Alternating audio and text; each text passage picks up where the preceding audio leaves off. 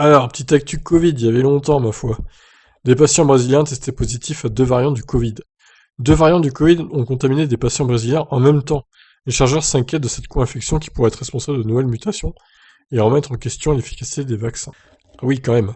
Au Brésil, le Covid continue de faire des ravages avec plus de 1000 décès par jour en ce moment. La ville de Manaus est submergée par le nombre de malades. Les autorités sanitaires sont contraintes d'évacuer des patients vers d'autres régions. Les chercheurs ont identifié une co-infection du coronavirus. Tout comme le variant L452R qui se propage en Californie, le Brésil fait face au variant P2, dérivé du lignage B1128 et à une deuxième mutation. Oh là là, c'est compliqué, on n'y comprend plus rien avec tous ces variants, là. Depuis le début de la pandémie, le Covid-19 a subi plusieurs mutations. Jusqu'à présent, les laboratoires ont pour la plupart confirmé que leur vaccin protège des variants britanniques, sud-africains, brésiliens et californiens. Selon les chercheurs israéliens, le vaccin Pfizer-BioNTech sera même plus efficace que prévu. Mais alors, qu'en est-il d'une co-infection lorsqu'un patient est contaminé par les deux à la fois? D'après un rapport de Reuters, des chercheurs du sud du Brésil ont confirmé avoir découvert des patients infectés par deux variants du Covid en simultané. Leur étude n'a pas encore été évaluée par des pairs et publiée par une revue scientifique. Il s'agit cependant de la première étude au monde à confirmer une co-infection avec deux souches différentes.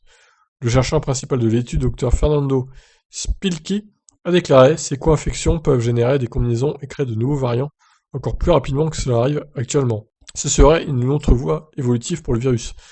En effet, ce phénomène pourrait accroître l'arrivée des nouveaux variants du SARS-CoV-2, responsable de causer le Covid-19. Néanmoins, il est important de préciser qu'il ne s'agit peut-être pas des premières co-infections au monde. Ce phénomène pourrait même déjà être courant dans les endroits où deux variants du coronavirus circulent. D'autres chercheurs effectuent des tests génétiques, afin de déceler des variants encore plus graves. On pourrait bientôt s'en apercevoir. Ça veut rien dire. En attendant, il est toujours recommandé de faire preuve de prudence en respectant les gestes barrières.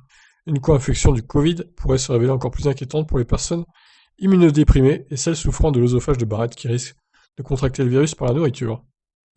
Voilà les news réjouissantes Covid du jour. Magnifique. Je vous laisse réagir donc. Qu'en pensez-vous de ces variants? Est-ce qu'ils sont plus forts, plus contagieux que les autres selon vous? Allez, je vous laisse commenter. Ciao.